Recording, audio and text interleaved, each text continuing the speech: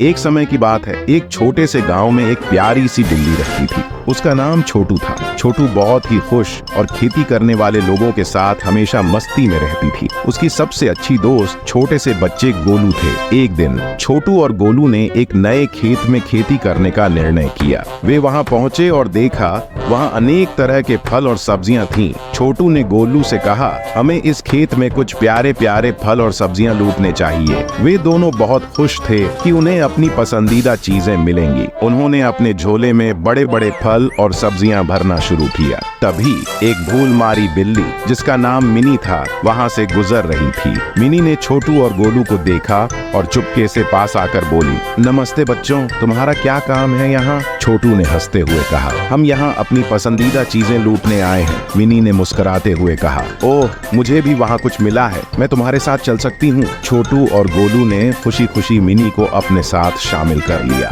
तीनों ने मिलकर बहुत सी फल और सब्जियां लूटी।